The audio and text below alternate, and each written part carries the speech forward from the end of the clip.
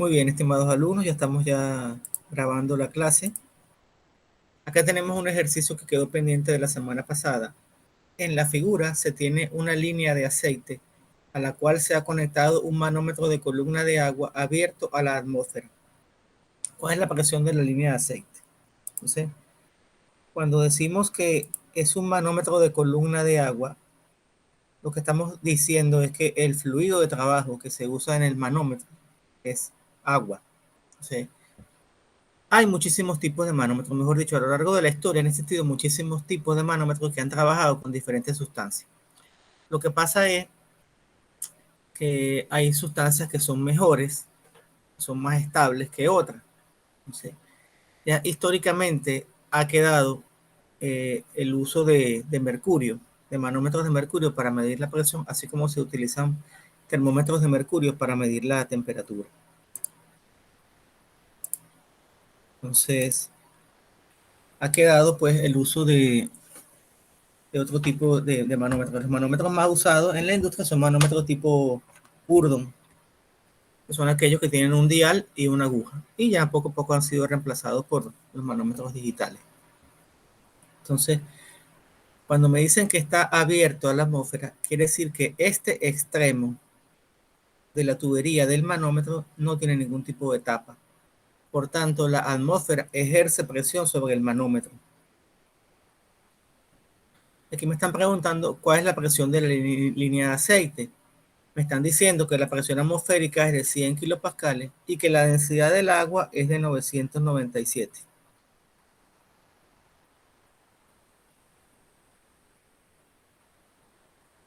Entonces, cuando revisamos este problema con calma, vemos que tenemos aquí en el diagrama, tenemos una columna de aceite, que es la que está acá, separada con esta línea, y a partir de allí arranca una columna de agua. Y esa columna de agua alcanza una altura total de 0.7 más 0.1, 0.8 metros. Entonces, ¿qué hacemos en este caso para analizar este tipo de problemas? Esta línea que está acá, que es donde están, digamos que en comunicación, el aceite y el agua, es la que vamos a utilizar como referencia. Entonces, vamos a trazar esta línea roja, que es donde están el aceite y el agua, digamos, en fase, en comunicación. Entonces, sabemos también por un principio, que es el principio de los vasos comunicantes, que cuando el agua y el aceite están en comunicación en esa línea roja, ellos tienen la misma presión. Aquí tenemos el principio. Cualquier columna que esté al mismo nivel y esté comunicado por el mismo fluido tendrá la misma presión. Por tanto, el agua que está acá, a esta altura, es la misma que está a este lado, tiene la misma presión. Y esa presión a su vez la va a tener el aceite que está en contacto con el agua.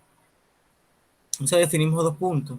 Este punto que está acá le llamamos P2 y este punto que está acá le llamamos P1. Son puntos donde la presión es constante, es igual. En la figura tenemos una línea de aceite a la cual se ha conectado un manómetro de columna de agua abierto a la atmósfera. ¿Cuál es la presión de la línea de aceite? Bueno, aquí me dan la densidad del aceite, que me olvidé colocarla en el enunciado del ejercicio, pero sí es un dato conocido. Ya tenemos aquí los datos de la presión atmosférica, la densidad del agua y la densidad del aceite. Este es un principio, que es un principio de la mecánica de fluidos, que te establece que la presión en un fluido cambia con la profundidad.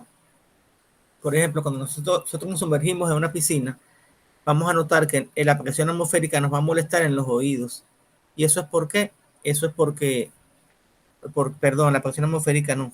Usted se sumerge en una piscina, hay un cambio de presión entre la parte que está al ras, es decir, la superficie de la piscina, y el fondo. Usted se sumerge en una piscina muy profunda, le va a doler un poco los oídos, y eso es porque hay un aumento en la presión del agua a lo largo de lo que es la profundidad de la piscina. Entonces, mientras más profunda esté la piscina, va a tener mayor presión. Entonces, la presión en cualquier punto es la presión atmosférica más la densidad del agua por la gravedad por la altura de ese punto 1. Cuando hablamos de altura, es esta diferencia de nivel. Sabemos que la presión acá, en este punto, que es el que está abierto a la atmósfera, es igual a la presión atmosférica. Y que a medida que yo voy descendiendo por esta columna, la presión va a ir aumentando. Entonces, en este punto que está acá, la presión es mayor que en el punto que está en contacto con la atmósfera. Y así sucesivamente, a medida que yo voy descendiendo a lo largo de la columna, la presión va a ir aumentando. Entonces, planteo esta expresión que está acá, que la presión en el punto 1 es la presión de atmosférica más ρ del agua por gravedad por la altura 1. Y de forma similar, la presión absoluta de la línea de aceite, vamos a ver cómo sería. Yo llamé 3 a la presión de la línea de aceite. La presión de la línea de aceite es menor que la presión que tiene el aceite acá abajo. ¿Por qué? Porque el aceite que está acá abajo está soportando el peso de esa columna de aceite. Entonces, de esa manera, yo digo que la presión en el punto 3 es igual a P sub 0 más ρ del agua por G por altura 1 menos ρ del agua, ρ del aceite por la gravedad por la altura 2. ¿Por qué? Repito nuevamente. La presión en el punto 2 va a ser igual a la presión que tendría yo acá, que es la presión del aceite, más el peso que ejerce la columna de aceite sobre este punto que está acá.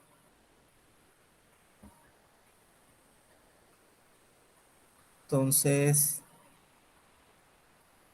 yo tengo que la presión en el punto 3 igual a la presión 2 menos la presión del aceite por la gravedad por altura del aceite. Como yo sé además que la presión 2, si la presión de acá, la presión que tiene el aceite acá, va a ser igual a la presión que tiene el agua acá, yo escribo esto en la ecuación.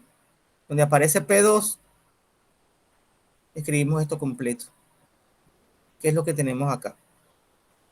P sub 0 más ρ del agua por G por la H1, menos este término que está acá, este término que está acá. De aquí aplico un poco de matemática, saco factor común gravedad. La gravedad aparece en este término y en este término. Entonces, si saco factor común gravedad, aquí me quedaría ρ del agua por H1 que está acá, menos ρ del aceite por H2. Conozco ρ del agua, H1, ρ del aceite, H2. Y aquí lo que viene es hacer las sustituciones respectivas. Observando que debo mantener unidades consistentes. Si yo voy a trabajar en esta fórmula que está acá, P sub 0 más ρ del agua por G por H1, todo esto debe venir en pascales. Entonces la presión que estaba en 100.000 kilopascales la convertí a pascales. 100.000 pascales. Sustituir el valor de la gravedad por 9.8665, pero pudiera sustituir por 9.81, pero por ejemplo en el libro recomiendan usar 9.8665. Multiplico la densidad por la altura de la columna de agua, multiplico la densidad por la altura de la columna del aceite, saco mis sumas y mis restas, y al final me da que la presión en la línea de aceite es de 105,06 kilopascales. Entonces, les recomiendo que todos los problemas que están acá los revisen con calma, los problemas que aparecen resueltos acá en estas láminas, que los revisen con calma, los desglosen y desarrollen paso por paso todo lo que se hizo allí para que los puedan comprender. Y tienen acá una serie de ejercicios propuestos que también deben resolver para que vayan practicando. Entonces vamos a pasar ahora a alguna pregunta.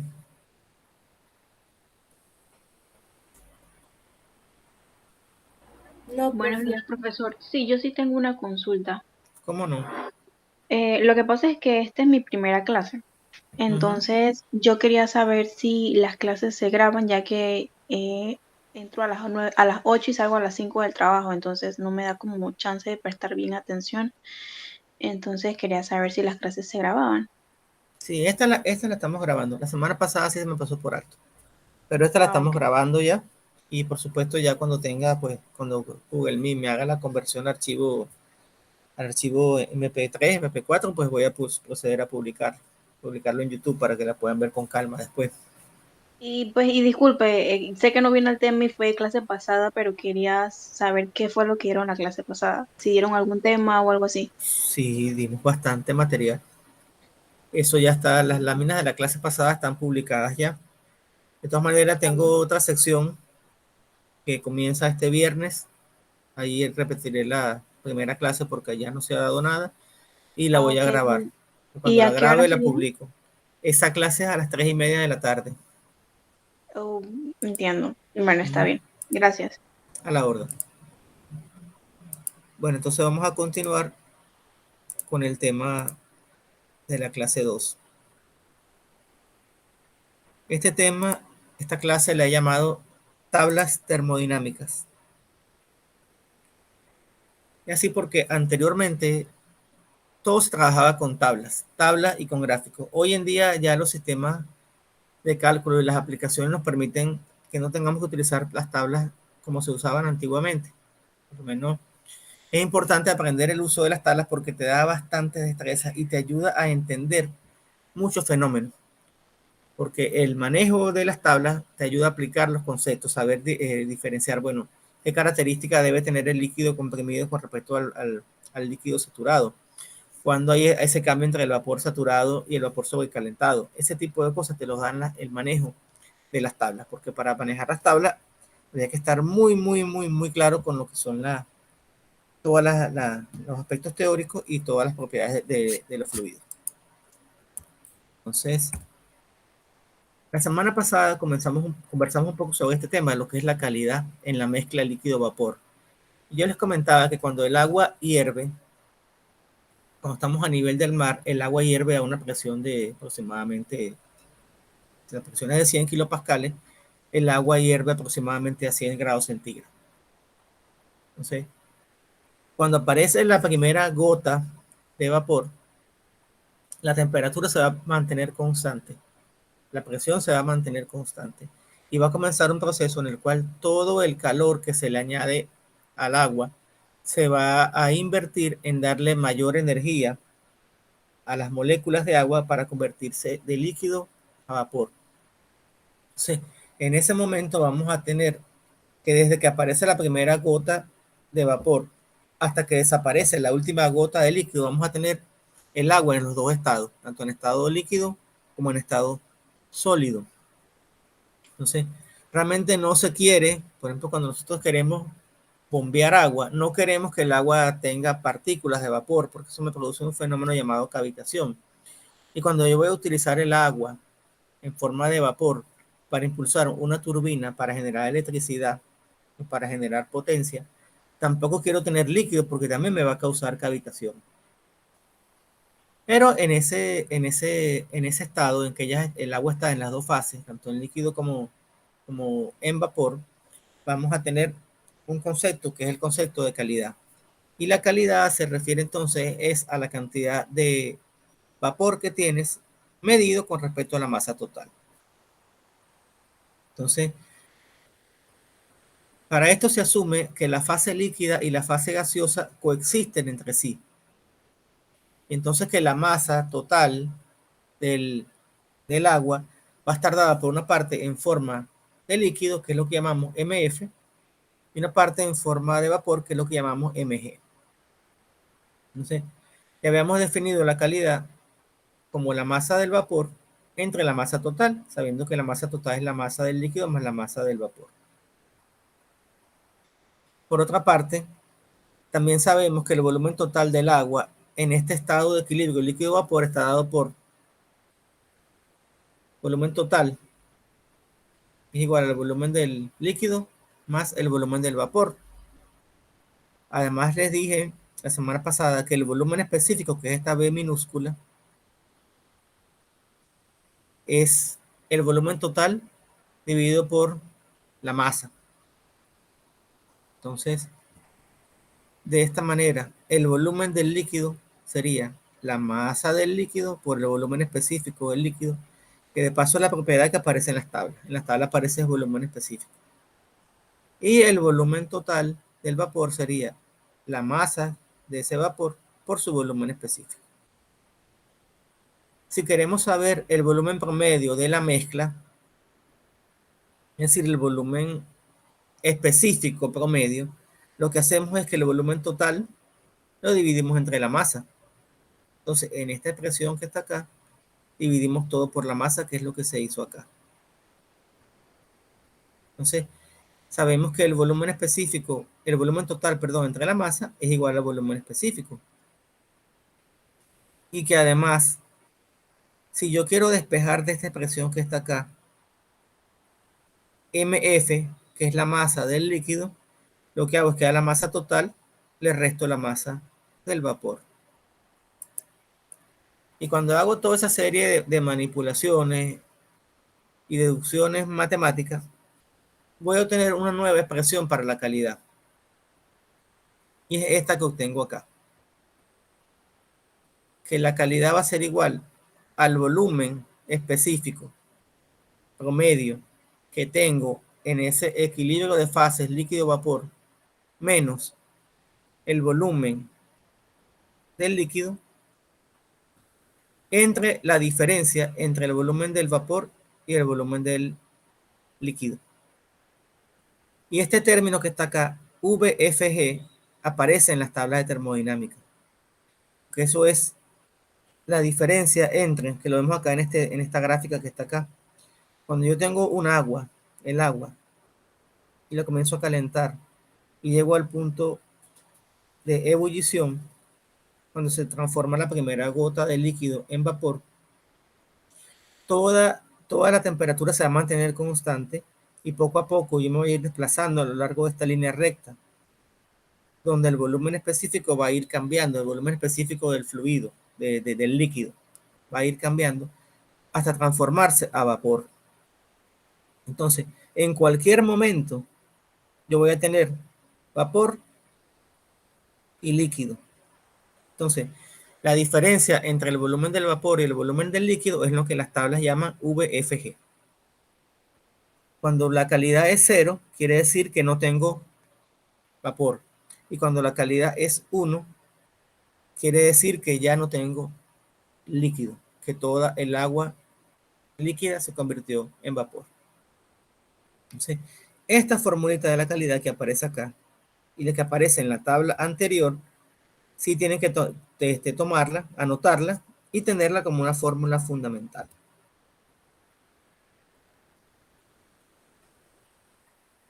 Por cierto, tenemos un punto acá, este punto acá que es el punto crítico, donde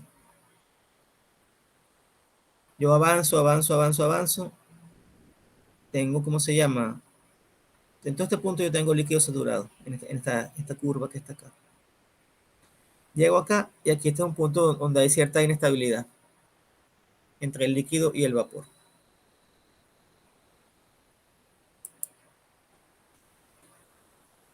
Algunas consideraciones sobre el uso de las tablas de termodinámica. En las tablas de vapor, algunas comienzan por temperatura y otras por presión. Es decir, que si a mí me dan, por ejemplo, un dato que me da en la temperatura y el volumen específico, yo debo leer en la tabla de temperatura. Pero si me dan es la presión y el volumen específico, yo debo comenzar leyendo por presión. Para definir un estado, es necesario tener dos propiedades independientes. En lo que es saturación, la temperatura y la presión están amarradas. Es decir, la temperatura de saturación ocurre a una presión determinada y viceversa. Para una presión determinada, la temperatura de saturación es única. Entonces, en ese caso, ya no son propiedades independientes, son dependientes entre sí. Se emplean las dos fórmulas para la calidad presentadas anteriormente. Las tablas presentadas están en presión absoluta, menos las tablas que yo les compartí. Recordar que en vapor sobrecalentado, la presión es menor que la presión de saturación a una determinada temperatura. Recordando que la presión de saturación es la presión a la cual el líquido comienza a evaporarse. Y la temperatura es mayor que la temperatura de saturación. Vamos a ver por qué sucede esto. Este es el domo del agua en esta región que está acá. Toda esta región de acá, digamos a la izquierda de la curva roja del domo, esta es la región del líquido comprimido. Líquido comprimido es el líquido como lo conocemos nosotros, que llega, el agua que nos llega a nuestras casas. Eso se considera que es líquido comprimido. ¿Por qué? Porque para que el agua llegue a las casas, el agua es comprimida por una bomba para que pueda ser bombeada a lo largo de la red de tuberías del acueducto. ¿Sí? Ustedes no ven que cuando se abre el agua no le sale vapor por allí, sale es líquido. Entonces, es líquido comprimido. Entonces, ¿qué sucede cuando yo comienzo a calentar mi agua y llego hasta este punto donde me aparece la primera gota de vapor? La sigo calentando, calentando, calentando, calentando, calentando. Sí, cuando yo llego hasta acá, hasta este último punto que está acá, donde ya logré convertir en vapor toda mi agua líquida, y yo le sigo aplicando calor, ya el calor no se va a invertir en un cambio de fase, ya el calor no se va a invertir el calor no se va a invertir en llevar el agua de líquida a vapor. Ya tengo todo en vapor y ahora sí, todo ese calor lo que va a hacer es que me va a aumentar la temperatura del vapor. La presión se va a mantener constante. Esta línea que está acá, que atraviesa el domo y que comienza por acá, es una línea de temperatura, de una línea de presión constante, perdón.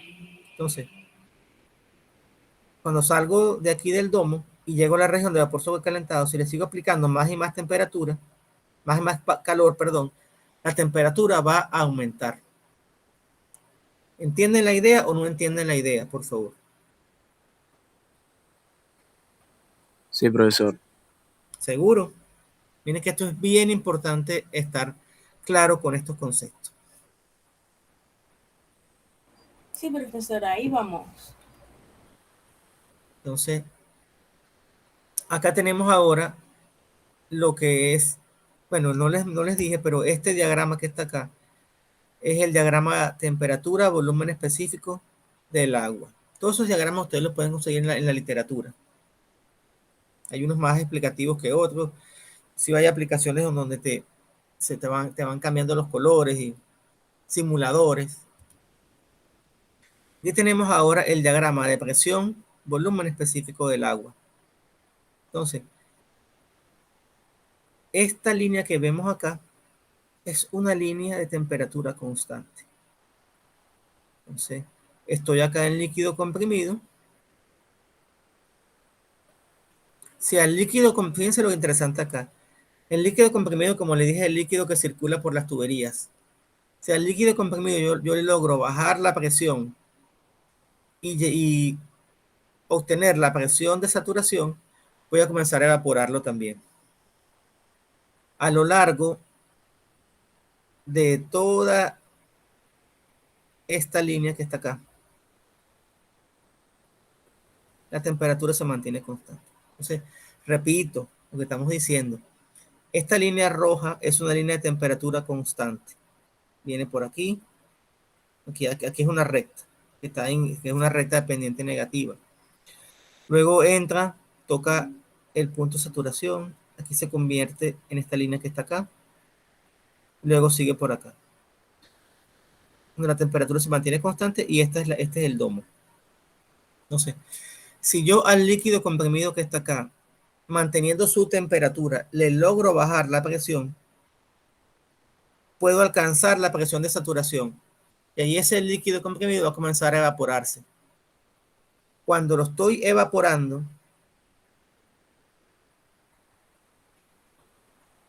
y yo mantengo aquí tanto la temperatura como la presión. Pero después llegará un momento en que la presión va a cambiar. Aquí está. Esta línea de temperatura llega el momento que la presión también cambia. Entonces, la presión del vapor sobrecalentado es menor que la presión de saturación. Y la presión en líquido comprimido siempre va a ser mayor que la presión de saturación. Esos son conceptos con los cuales tenemos que estar bien claros. Ahora veamos un ejemplo de uso de las tablas. Si un recipiente contiene agua a 200 grados centígrados y su energía interna específica es U, 1897,44 kJ por kilogramo, la energía específica es también una propiedad de los fluidos. ¿Okay? Dijimos en la clase anterior que la energía en un sistema termodinámico se manifiesta de dos formas diferentes, en forma de calor y en forma de trabajo. El calor, que puede ser que yo añada calor para realizar un trabajo.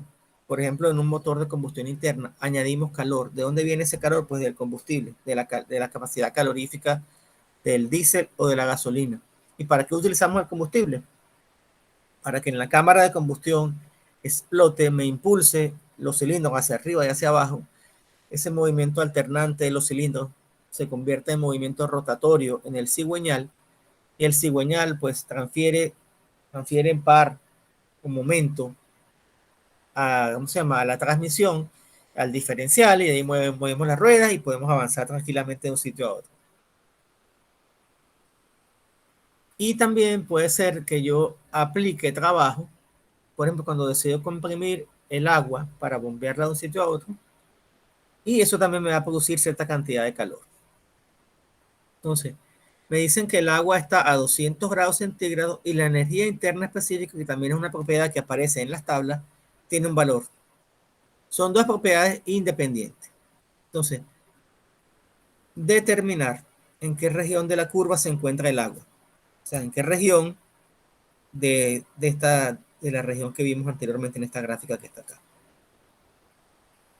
Entonces, lo primero que tenemos que hacer es buscar la tabla de vapor saturado. Siempre vamos a comenzar a buscar por las tablas de vapor saturado. Entonces, en la tabla de temperatura ubicamos el valor de 200 grados centígrados, que esto deben hacerlo ustedes después con calma. Buscan el Van Weylen, buscan las tablas de temperatura para el vapor, en vapor saturado, verifican que la temperatura, para una temperatura de 200 grados centígrados, la energía interna, UF, es la energía interna del vapor saturado, que es 850,64 kJ por kilogramo. Y la del vapor es de 2.595,29. Entonces, ya esto es una buena noticia, porque esta energía interna que está acá es un valor promedio. O sea, es un valor que está entre el valor de la energía interna del líquido y la energía interna del vapor. Está en el medio. Si está en el medio, eso quiere decir que el estado de esa agua es saturación y que está, por tanto, en una mezcla de líquido y vapor. Por tanto, hay calidad. ¿Está claro o no? Pregunten, por favor. Profe, ¿puede repetir esa explicación nuevamente? Por supuesto, por eso estoy preguntando. Entonces, me dicen que la temperatura es de 200 grados centígrados y que la energía interna específica es de 1.897 kJ por kilogramo. Esta energía interna es digamos que es la energía que tiene el agua en ese momento, en esa fase en la cual se encuentra, en ese estado en la cual se encuentra. Entonces, cuando yo quiero saber las propiedades de un agua, de un fluido, del nitrógeno, de cualquier sustancia, y voy a utilizar las tablas, yo siempre comienzo buscando en las tablas de vapor saturado. Y entonces me voy a la tabla de temperatura. Recuerden que hay dos tablas, una que empieza por temperatura y una que empieza por presión. Cuando digo que comienza es porque la primera columna es de temperatura. Entonces, yo leo la tabla de temperatura para 200 grados centígrados y busco la energía interna específica. Es la que me dicen aquí, internal energy. No sé, observo que para 200 grados centígrados, la energía interna del líquido, que es UF, vale 850,64, mientras que la energía del vapor es 2595,29. Es decir, si toda el agua estuviera en forma de líquido, ese líquido tiene una energía interna de 850,64 kilojoules por kilogramo. Pero si todo ese líquido está en forma de vapor, su energía interna sería de 2595,29 kilojoules por kilogramo. Y el valor que me están dando, 1897,44, es un valor intermedio entre estos dos. Cuando eso sucede, quiere decir que el agua está en medio del líquido, o sea, en medio del líquido y del vapor, por tanto, está en forma de mezcla, vapor, líquido, y está en estado de saturación. Es decir, que está en ese proceso de convertirse de líquido en vapor. Eso sería más o menos el punto crítico que usted mencionó. En el punto crítico, tú tienes que, hay un punto crítico que está en la parte superior del domo. En ese punto crítico, digamos que es un punto de inestabilidad. ¿Okay? Con ese no nos vamos a meter. Ese lo mencioné, pero es un punto de inestabilidad. ¿Okay? Aquí lo que queremos decir es que el agua está en una forma intermedia, donde no es ni totalmente líquida, ni es totalmente gaseosa. Eso es lo que quiere decir. Entonces, que está en un estado intermedio. O sea, que puedes tener un recipiente en el cual tienes en el fondo agua líquida y tienes en la parte superior y tienes vapor. Por ejemplo,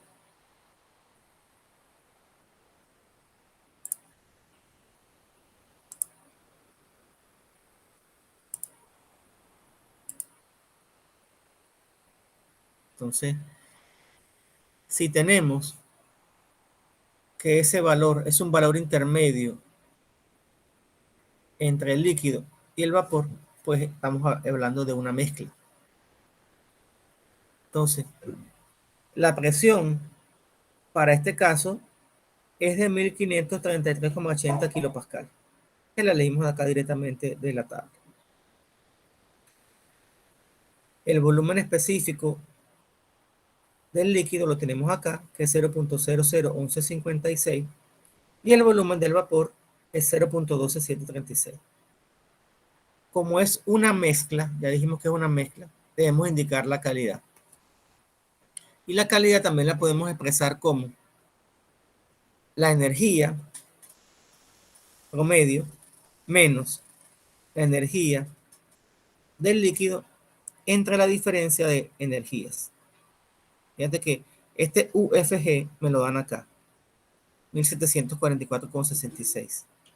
El UF lo tengo, que es 850,64. El U es el dato que me dan del problema.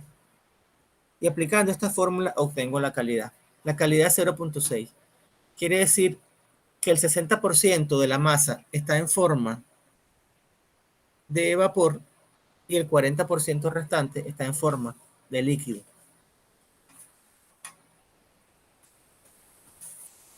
¿Está claro? ¿Alguna pregunta? Ajá, diga.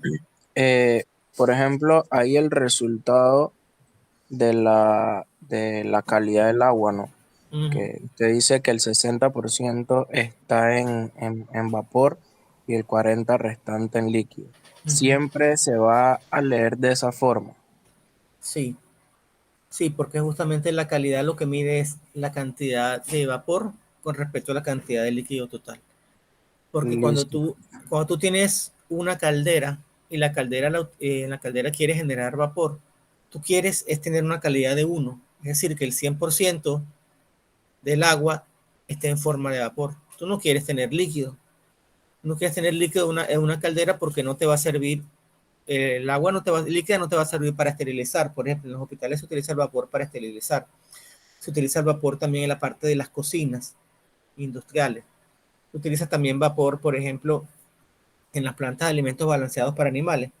Utilizas vapor para romper, digamos, la estructura interna de los granos, del maíz, de la soya, y cocinarlos, pues, para poder hacer el alimento como tal.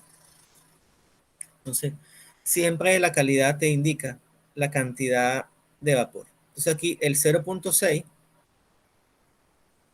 recuerden que la calidad va de 0 a 1. Entonces, 0.6 indica que tienes un 60% de la mezcla en forma de vapor.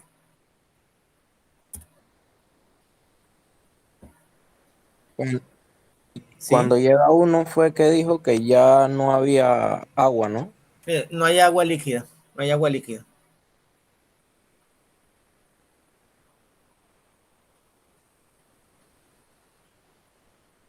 Entonces, aquí lo recalco. Mira, cuando se desea usar vapor para impulsar una turbina, no debemos tener calidad. Si deseamos calcular el volumen específico promedio del agua, usamos esta expresión. Volumen específico igual a calidad por VG menos VF más VF. Y aquí lo obtenemos.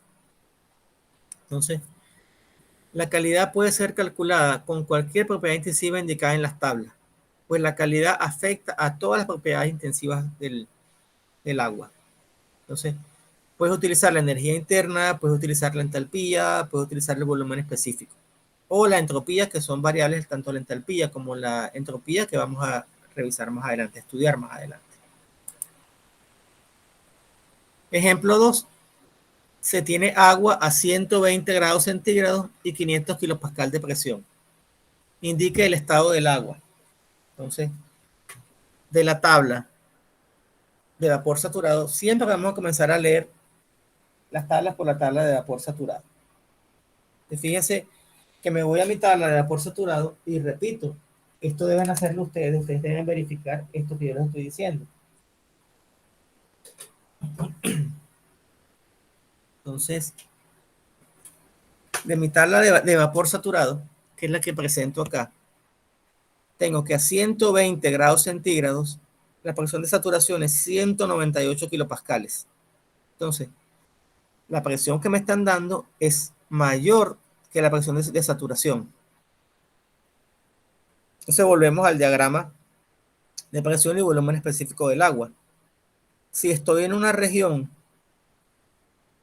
donde la presión, si estoy en una región que la presión es mayor que la presión de saturación a una temperatura indicada, la temperatura esta que está acá, la presión es mayor, estoy fuera del domo, por tanto estoy en líquido comprimido.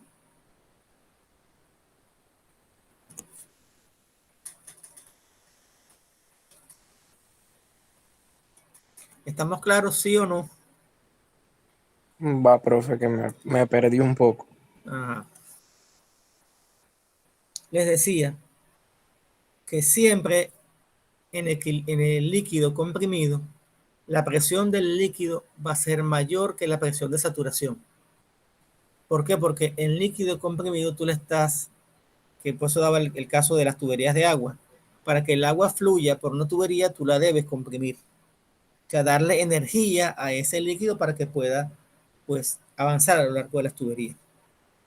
Entonces, en este diagrama, que es el diagrama de presión y volumen específico, tú tienes que para que el agua a una temperatura indicada esté en saturación, la presión tiene que estar por acá. Entonces, cuando vemos la tabla de saturación, vemos que a 120 grados centígrados, la presión es de 198.5 kilopascales. Pero en el problema me dicen que el agua está a 500. 500 es mayor que 198. Entonces, es como que tú estuvieras poniendo que esta línea que está acá representara la temperatura de 120 grados centígrados, y entonces tu presión está por acá. Si tu presión está por acá y es mayor que la presión de saturación, el agua no está en forma saturada, sino que el agua está en forma de líquido comprimido. Ahora sí entendí, profe. ¿Ahora sí entendió? Perfecto. Ejemplo 3. Se tiene agua a 120 grados centígrados y un volumen específico de 0.6 metros cúbicos por kilogramo. Indica el estado del agua. Entonces, nuevamente, vamos a la tabla de vapor saturado. Observamos a 120 grados centígrados cómo se comporta el volumen específico. El volumen específico está entre 0.001060 en caso de que toda el agua estuviera en forma de líquido, y su valor es de 0.89186 en caso de que toda el agua sea vapor. Este valor que me dieron de 0.6 es un valor intermedio entre el volumen específico de la fase líquida y el volumen específico de la fase vapor. Entonces, si el valor es intermedio, quiere decir que el estado que me han dado está en saturación, es decir, que está en una mezcla líquido-vapor. Entonces, como está en el medio, yo aplico esta fórmula de la calidad. La calidad es igual al volumen que me dan, que es 0.6, menos el volumen de la fase líquida, entre la diferencia de la fase gaseosa y la fase líquida. Si ustedes son curiosos y sacan esta cuenta, 0.89186, que es VG, le restan 0.001060, que es VF, les da este valor, 0.89080. Entonces, con esos valores que está acá, aplicamos la fórmula de la calidad y nos da una calidad de 67,24%. Ahora yo pregunto, ¿puedo agarrar este vapor y mandarlo a la turbina? ¿A una turbina? ¿Sí o no? No, profe. Bueno, realmente de poder sí puedo, pero no debo. Okay. Sí puedo, pero no debo. Porque si envío el agua en esta forma, puede tener cavitación en la turbina. Y el tema de la cavitación en la turbina es que hace un ruido espantoso. Y aparte de hacer un ruido espantoso, comienza a dañarla internamente a la vez de la turbina. Y si es una bomba y yo ingreso vapor a la bomba, pasa lo mismo, pasa el fenómeno de cavitación.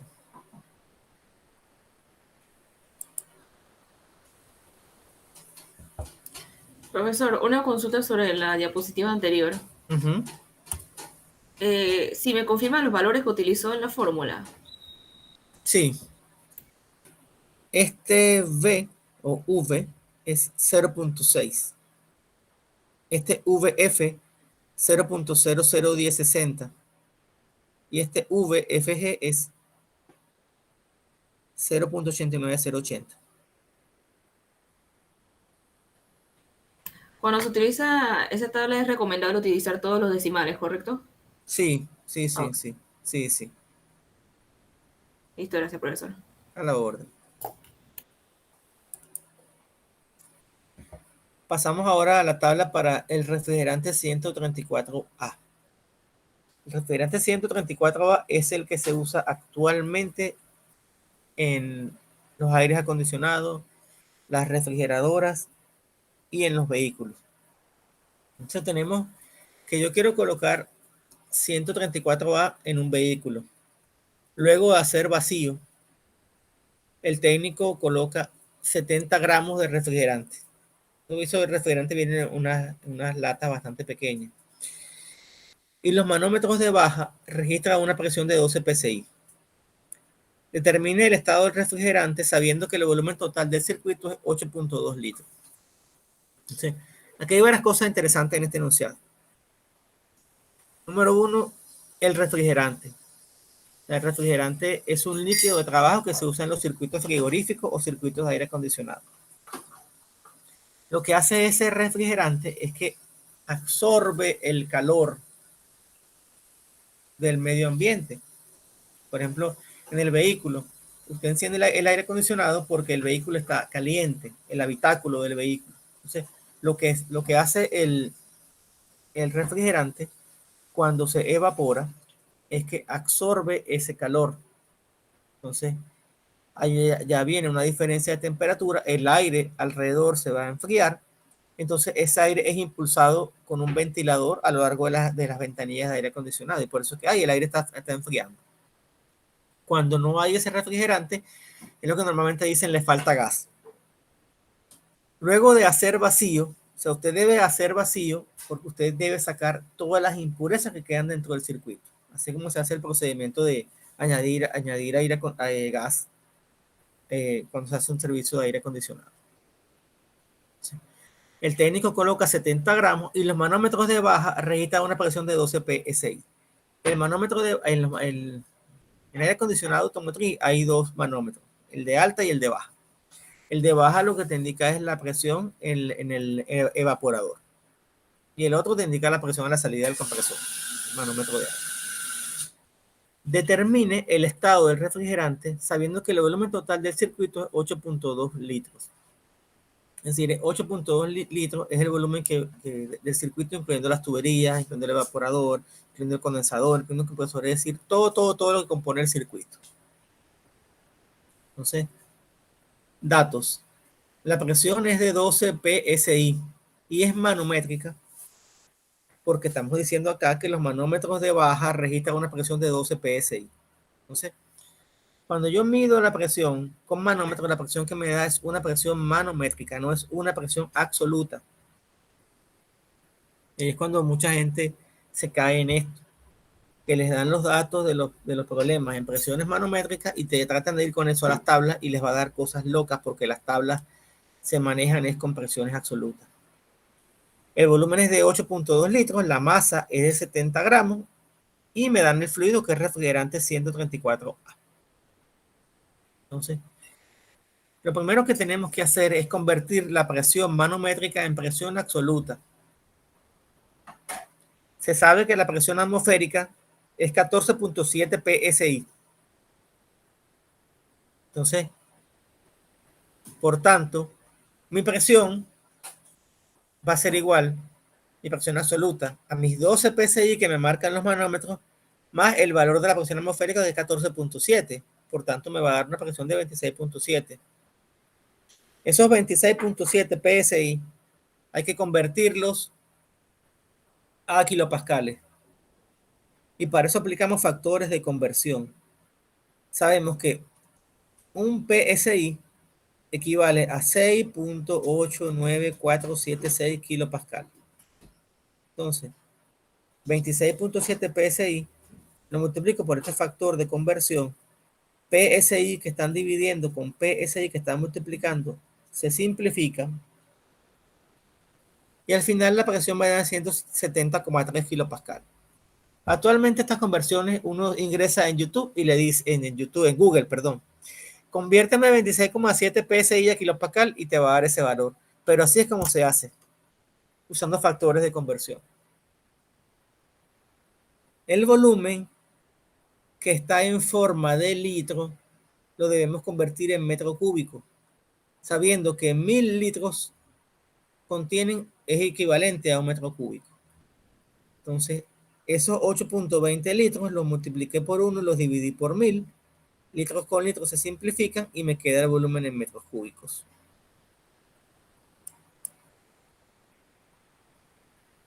Entonces, la masa que está en gramos la debemos llevar a kilogramos. Entonces la dividimos por 1000. Me da 0.070 kilogramos.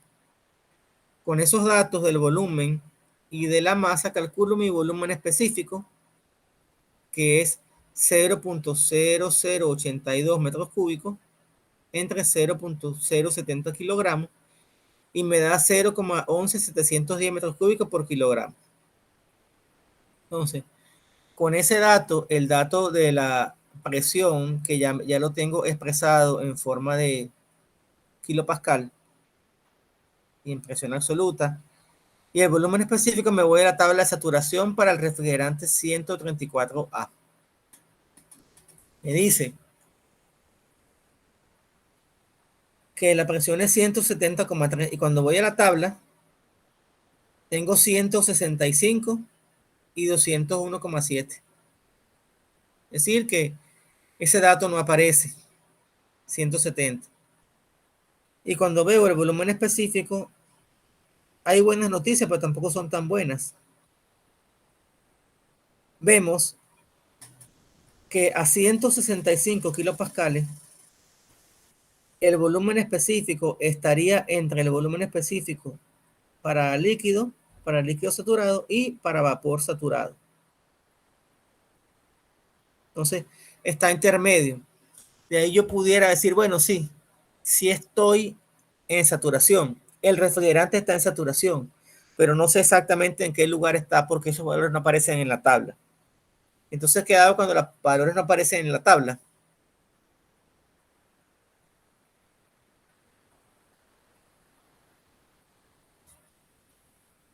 ¿Están allí, jóvenes? Sí, profesor.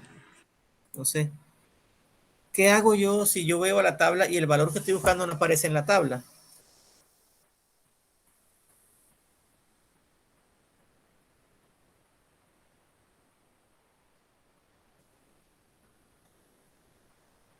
No todos a la vez, por favor.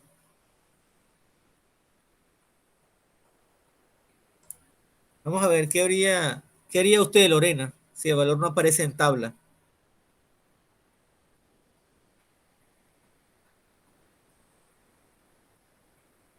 Bueno, Lorena se quedó muda.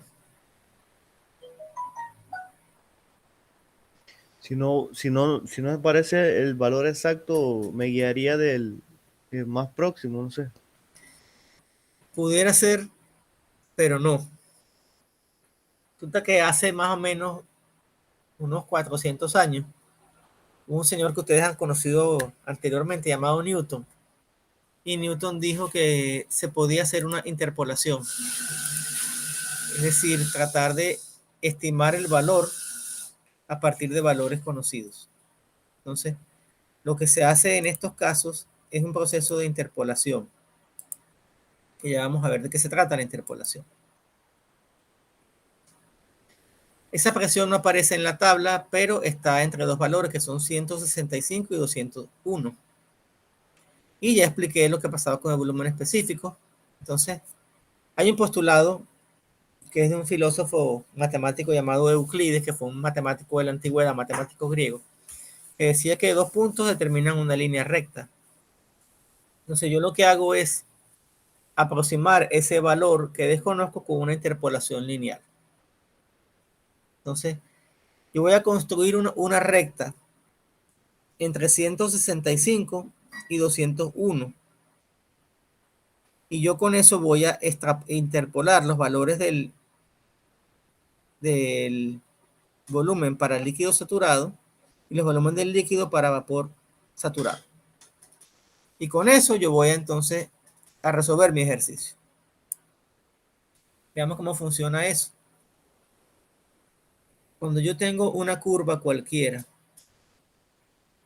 y yo quiero estimar un punto intermedio, este punto que estuviera por acá, y no conozco cuál es la expresión matemática de esa curva, yo lo que hago es que construyo una línea recta.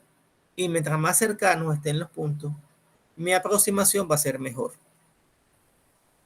Entonces, yo conozco los valores de la recta en A, perdón, de la curva en A y en E.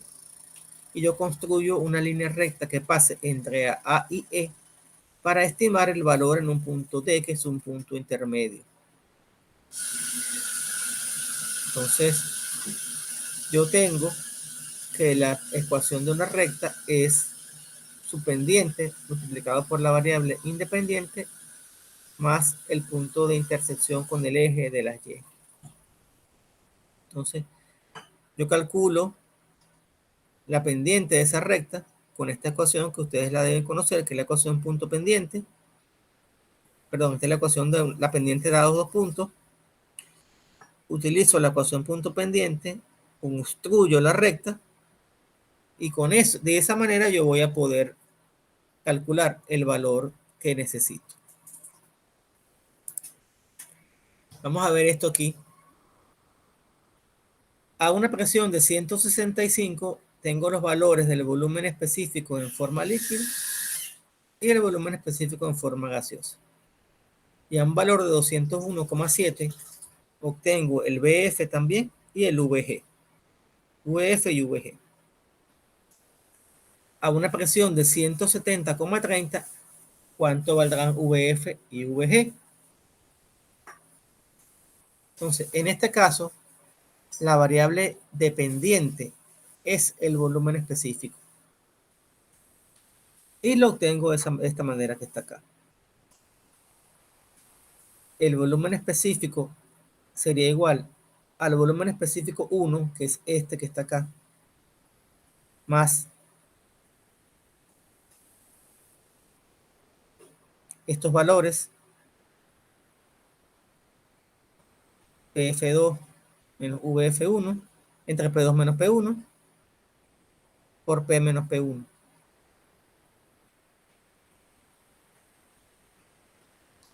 La presión P es la presión de 170,3 y P1 es la presión de 165. Entonces, lo que hago es sustituir todos mis valores en la fórmula. VF1, este valor que está acá. VF2, este valor que está acá. P2 es 201,70. P1 es 165. P es el valor para el cual queremos averiguar los valores de volumen específico, que es 170,3, que es el valor que va acá. P1 es 165. Cuando aplicamos todas estas ecuaciones, tanto para el volumen específico en fase líquida como para el volumen específico en fase gaseosa, obtenemos estos dos valores: 0,00075 y 0,11710. El valor que nos dieron es 0,1171, 0,01171, que justamente es este que tengo acá, mira, 0,1171. Entonces, el valor del volumen que me dieron es igual al volumen, al valor específico, al valor del volumen específico cuando el refrigerante 134A está en forma de vapor. Por tanto, ese refrigerante está en forma de vapor saturado. Y es lo lógico que ocurra. ¿Por qué? Porque en el evaporador de un circuito de aire acondicionado, el gas debe estar en forma de vapor saturado. ¿Alguna pregunta? ¿Alguna duda? No, profe. Y ya para finalizar, ya tenemos el uso de las tablas. En el uso de las tablas termodinámicas tenemos el modelo de los gases ideales y los factores de compresibilidad Z. Y esto viene porque el primer modelo para representar los gases fue el modelo de gas ideal. Ustedes lo deben haber visto en física. Establece que la presión por el volumen específico es igual a R por T, donde P es la presión, V es el volumen específico, R es una constante que varía de acuerdo con cada gas y T es la temperatura en Kelvin. Entonces, una corrección del modelo es esta que está acá, introducir un factor de compresibilidad. Cuando una sustancia se encuentra a alta temperatura en comparación con su temperatura crítica o baja presión en comparación con su presión crítica, su comportamiento se puede aproximar al de un gas ideal. Es decir, un gas que está a una baja presión se considera que es un gas ideal. Pero si no se cumple esa premisa, entonces yo comparo la temperatura del gas con la temperatura crítica, que también la puedo leer en las tablas, igual que la presión y la presión crítica. Entonces, para leer ese factor de compresibilidad, se usan unas nuevas variables que son la presión reducida y la temperatura reducida. La presión reducida es un número que no tiene dimensiones porque es la diferencia entre la presión del gas y su presión crítica, igual que la temperatura reducida. Es un número dado por la temperatura dividida por la temperatura crítica. La temperatura debe estar en Kelvin. Acá tenemos en la tabla A2 de las tablas del Van Weyden, tenemos la temperatura crítica para una serie de sustancias, para el amonio, para el argón, para el dióxido de carbono, monóxido de carbono, el cloro, el flúor, el helio, el hidrógeno, el criptón, el neón, el óxido nítrico, el nitrógeno y el agua. Fíjense, aquí está el agua de última y aquí también está el oxígeno. Te dan la temperatura crítica en Kelvin y te da la presión crítica en megapascal. Entonces, por ejemplo, si tenemos oxígeno a una temperatura ambiente, que es 25 grados centígrados, y P igual a 200 psi, ¿se puede asumir el modelo de gas ideal? Vamos a ver, pues. Esta temperatura de 25 grados, llevándolo a Kelvin, es 298,15 Kelvin. Y esta presión de 200 psi ya la convertí a 1.38 megapascal. Entonces, 1,38 megapascal, que es la presión, es menor que la presión crítica, que sería 5,04. Cuando calculo la presión reducida me da 1,38 entre 5,04, que es 0,27. Y cuando calculo la temperatura reducida, que es la temperatura del oxígeno, la temperatura del problema, que es 298,15, entre la temperatura crítica, que es 154,6, me da una temperatura reducida de 1,93. ¿Sí? Con eso lo que hago es que me voy a este diagrama, que es el diagrama de factor de compresibilidad. Aquí si tengo buena vista o si tengo una reglita que me ayude, ubico donde queda 0.27, 0.3 de acá, 27. Subo a lo largo de esta línea hasta intersectar aproximadamente a las temperaturas reducidas, que son las que vienen por acá. Aquí está más arriba, 2.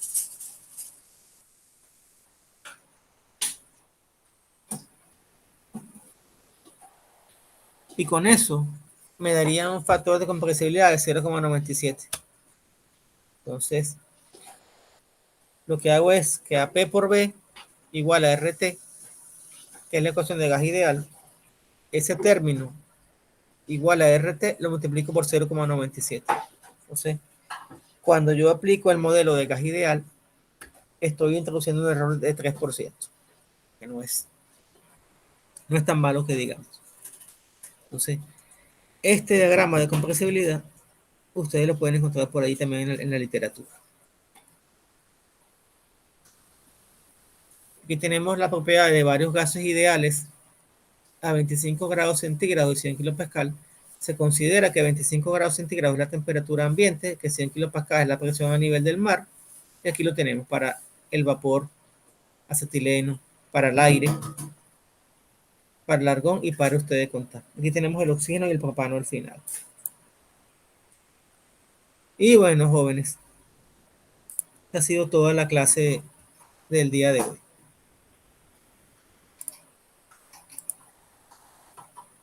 Preguntas, inquietudes, comentarios. Bueno, perfecto. Por mi parte, bastante claro, nada más esa parte final sí un poco más confundido, pero Sí, bueno. ya. Hay que revisarlo con bastante calma. Esta es una asignatura donde se usa todo lo que ustedes aprendieron desde que estaban en pre-kinder hasta lo que aprendieron la semana pasada. Ya se usa todo. Fíjense que utilizamos conceptos matemáticos, utilizamos conceptos físicos. Todo eso lo utilizamos. Actualmente hay muchas más ventajas, por ejemplo, cuando se trabaja con termodinámica. Ya no hay que utilizar las tablas como se usaban antes. Ya ahí es más fácil tener acceso a los simuladores para hacer estos cálculos. De manera que ya el uso de tablas ya no es tan común como era anteriormente. Pero bueno, hay que aprender a usar las tablas. Es como cuando uno casi no escribe a mano, por ejemplo. Uno escribe ya casi todo en la computadora. Pero hay que aprender a escribir a mano. Hay que aprender a sacar cuentas a mano. Hay que aprender a hacer los planos con escuadra y con lápiz, pues, para poder después pasar al AutoCAD. Entonces, ya estas láminas las voy a publicar en un rato y cuando Google Meet me dé la grabación también la voy a publicar en YouTube y les mando el enlace. ¿Okay? Listo, profe, gracias. Profesor, Diga. sí, para la próxima clase, ¿se utilizará este mismo enlace o enviará otro? Es el mismo enlace. Ok, gracias. Sí, a la orden. ¿Alguien más por allí? Profe, yo tengo 2 consultas. Uh-huh. Yo no pude participar del miércoles pasado, pero el viernes que iba a ingresar a la clase, mi wifi se fue. Entonces no sé si usted dijo que va a repetir la clase número 1 el viernes. ¿Podría entrar a esa clase? Claro que sí, cómo no. Ok, profe, y otra consulta. Yo quedé media confundida en la parte esta de que si el valor no está dentro de la tabla. Esa parte, ¿cómo la esclarezco? Porque de verdad que no le comprendí muy bien allí. Búscate algún tutorial donde que sea interpolación lineal. O sea, búscate, por ejemplo, interpolación lineal en tablas de termodinámica y ahí lo vas a encontrar. Le van a explicarte con lujo de detalle cómo se hace la interpolación. Ok, interpolación lineal en tablas de termodinámica. Correcto. Ok, muchas gracias. A la orden.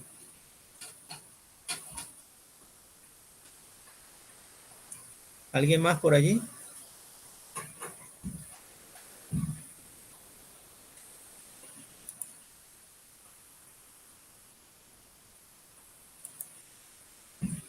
¿Ninguna otra consulta por allí entonces?